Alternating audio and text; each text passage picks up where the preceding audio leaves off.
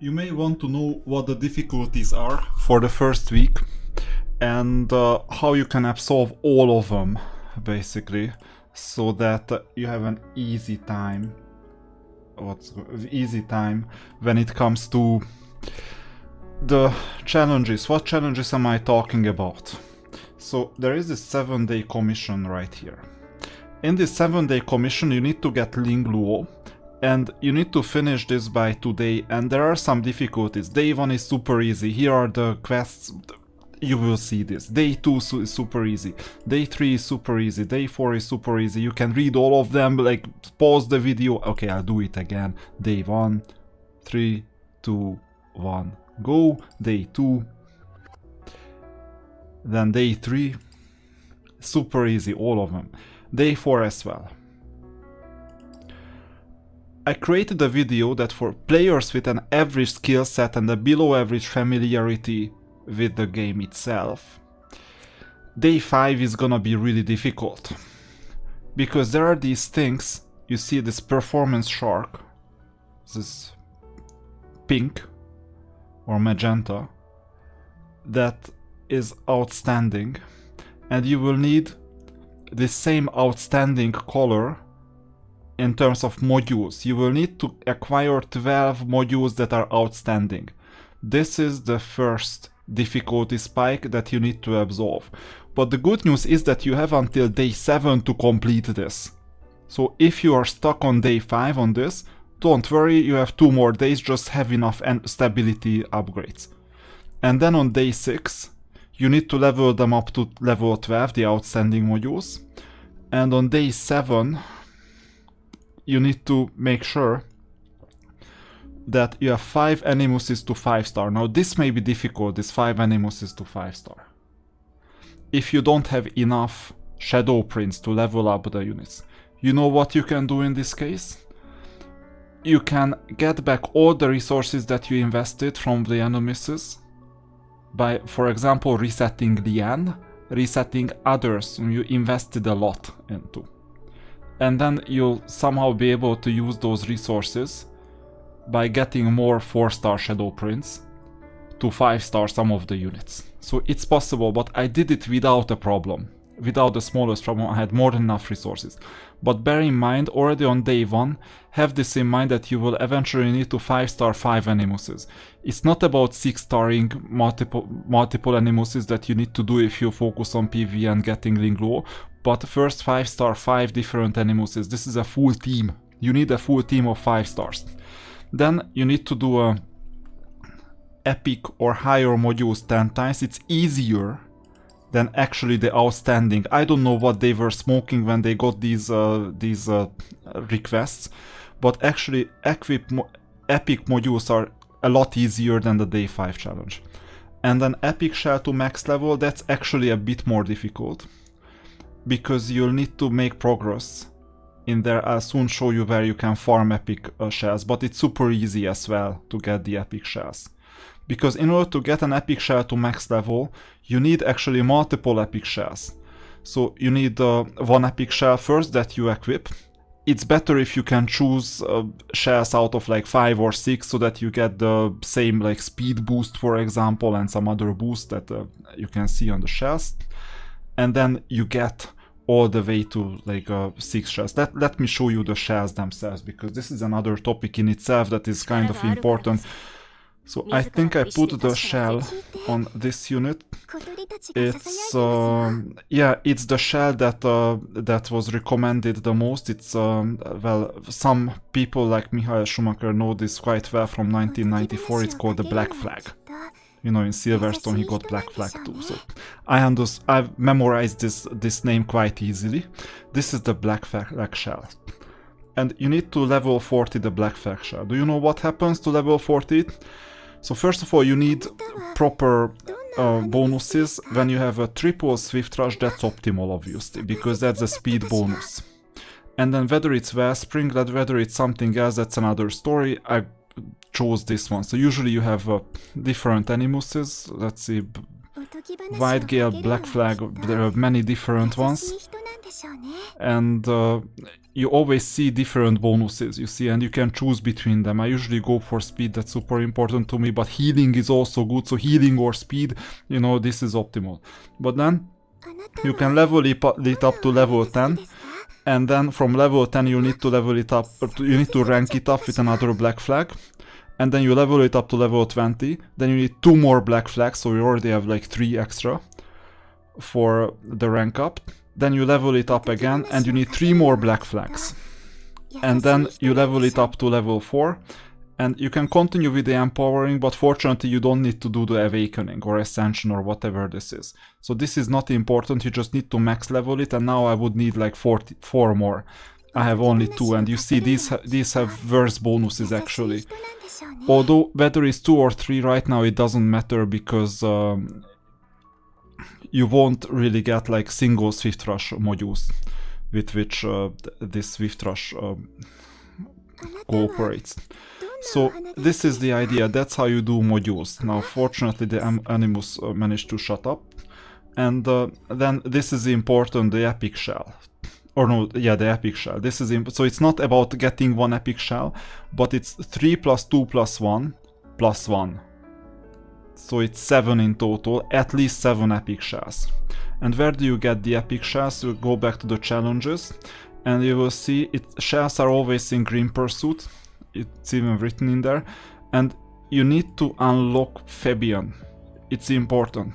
But it's enough to unlock hard, and even if you solve it with a 1 star, it's good because you can farm Epic Shells, are the yellow ones. So they drop at a given percentage, not 100% is epic.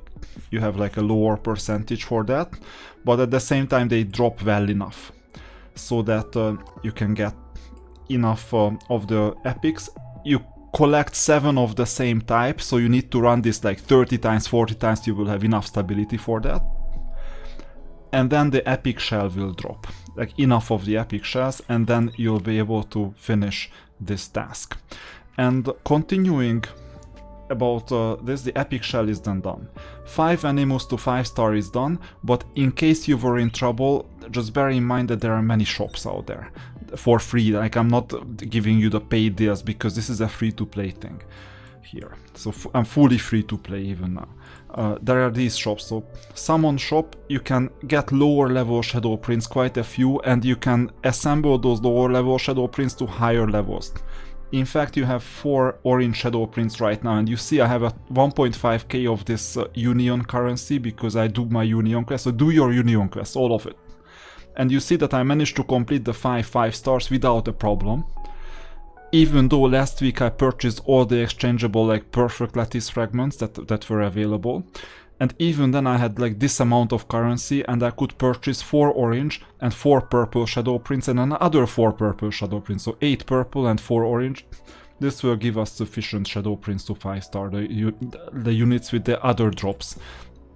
And then you also have summon shop here. It helps a bit because you have another 4 orange shadow prints. This is not optimal usage of your resources, but if you're in trouble and you're, let's say, endangering the progression, then obviously as a last resort you will buy the orange shadow prints as a very last resort. But you should be able to do that. Or you do some overtime in the Etheria. So I purchased the orange shadow prints like last week. I'm in a good way to get the perfect lattice instead. And then anima shop, this is not the one. Module shop, this is not the one. Actually, you have modules. What is this module shop? This is interesting. What is this? Exchangeable onslaught. That's interesting. I right now have like 0 currency, universal currency. Unlocked at level 35. I wouldn't be surprised if it was hidden from me. So, you know, I'm going like this far for the first time, but it was hidden, and you would be able to get the modules. Because the other thing that I haven't talked about is that you need to get 12 outstanding modules. Whether it's outstanding or above, I don't know. But if it's just outstanding, I'll show you where you can get it. And as an average player, as a below average player, you can get it. So you go back to the challenge, module drop is in threshold, you know, is the second thing from the left. So in threshold, exactly, it's Teromaton. You need to get to Teromaton Nightmare 1, even if it's just 1 star like in my case. And then farm the hell out of it until you get 12 modules. I created a separate video before, and it's live on the channel already, where I farmed Teromaton first manually. I had to do it manual to make sure that, well, actually I could have done it automatically if I set up the AI to target the left arm first, the middle one second, and ignore the right one. I could have done this, but even then the healing was not optimal. But I messed it up. If you do it better than how I did, then Nightmare 1 shouldn't be a problem for you and you'll be able to farm this Nightmare 1 thing. Okay? It should be easy enough for you. But this is the last day to get it, so obviously do it. I'll give you the advice of like what you need to pay attention to. So when it comes to the team, earlier I had the following team. I'll give you the animus, but they talk a bit too much and yeah, that's the issue. You know what, if you don't like their talk, I'll show you what you can do before showing you my team. So you go to settings, audio, voice volume, or sound effect or voice, I don't know. Music can stay, sound effect, voice will go down to 0, and then the anata whatever, because anata means you in Japanese, it's not gonna show up. So animus, and now she shuts the hell up. Amazing. So my team was the following for this. So she was the nuker, Leanne the nuker, and then well, people think that it's luck, but actually Lily is not the main form of success. You can substitute her with quite a lot of other units. By day 7 you should have enough good enough units, I guess. And this is my mistake, that Dorothy was my healer. It was my healer. I'm considering resetting her because now I have 3 healers. Dorothy, I have Sanya, back then I didn't consider her, and I have the third one, Lingluo, but by this time you didn't have Lingluo, right? Because you're winning Lingluo by going through hard 1, Teromaton, so you shouldn't count on Lingluo unless you pull her. So you have first Dorothy and Sanya. Sanya is a lot better in terms of healing. This is one thing that I messed up, okay? That I used Dorothy instead of Sanya for healing. Another thing that you may mess up with, even if you use Dorothy and you didn't pull Sanya, is that I had her in speed gear. That's fine, Swift Rush, and Wellspring. But actually, her healing is based on attack. So I was so stupid, I cannot express how stupid I was, to not have read that and not assemble Dorothy with some extra attack. So the main stat is supposed to be attack, first of all. Like, not flat, but percentage based is better, but if there is no flat, then no flat. This is optimal, you see, attack. And the second one should also give attack.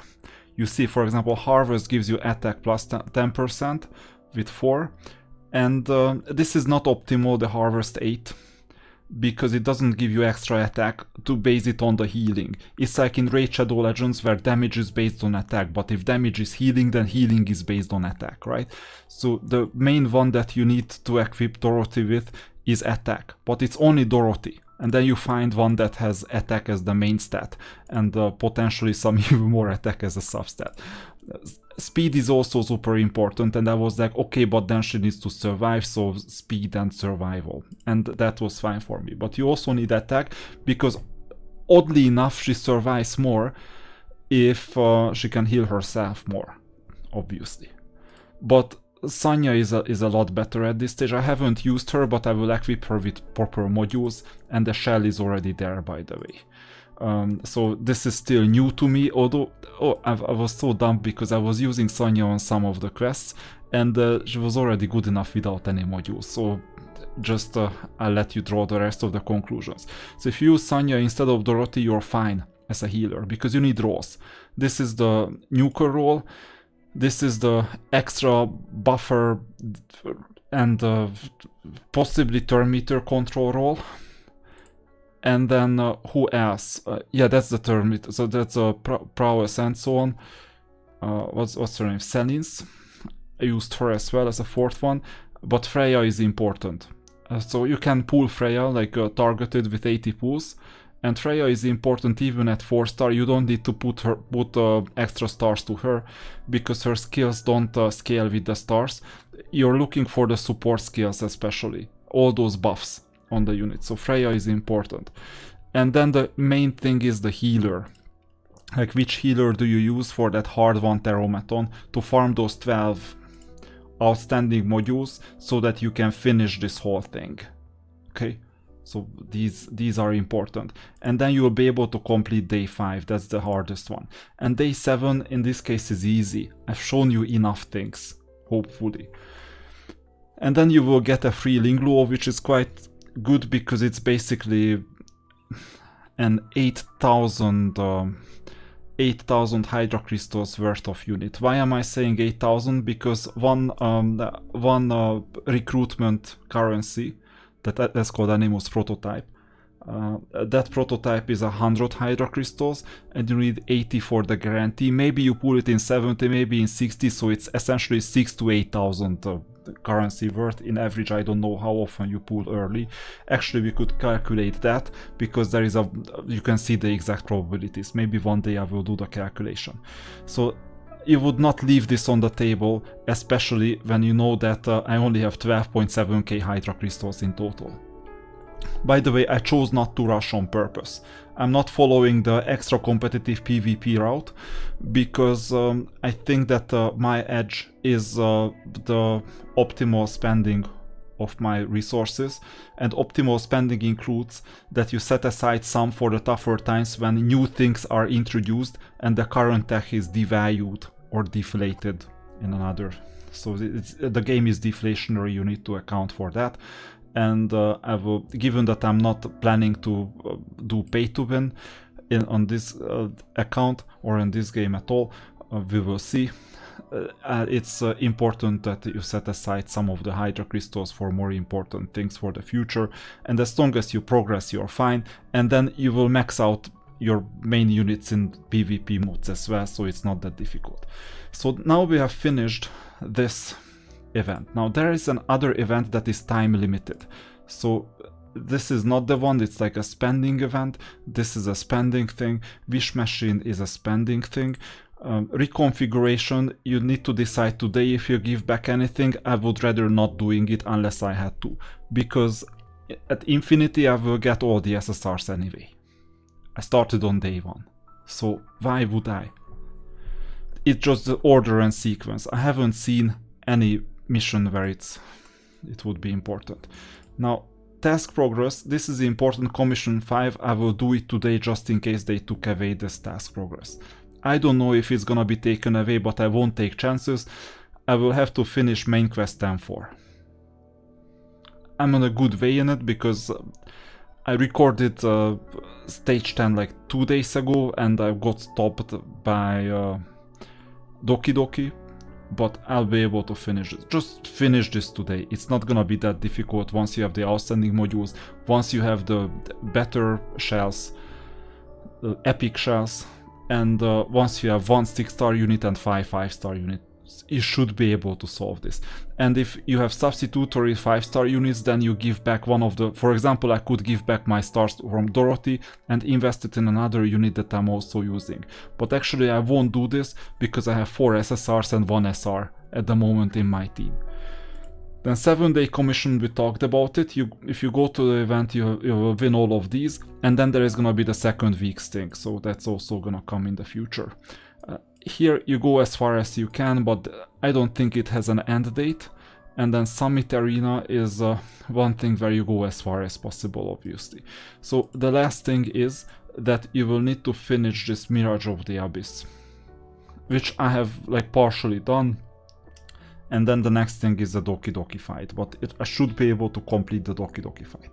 And with that, I think we have finished everything that is worth talking about in week 1. These are your goals. You can see that they are easily doable. I mean, even if you don't know what the hell you're doing, and from like starting from day one, you should be able to complete it even with the basic units. I may do a walkthrough sometime in the future with just basic units, so that you see that everything is doable in this game. But you just need to do what you're doing, which is not gonna be the case on day one.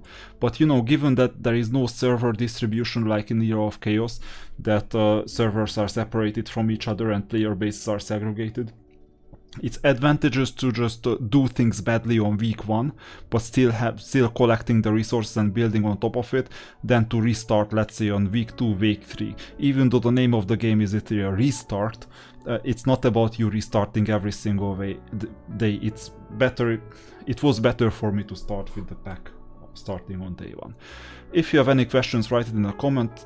Don't forget to like and also subscribe to the channel, because there is going to be more interesting Etheria Restart content coming in the future.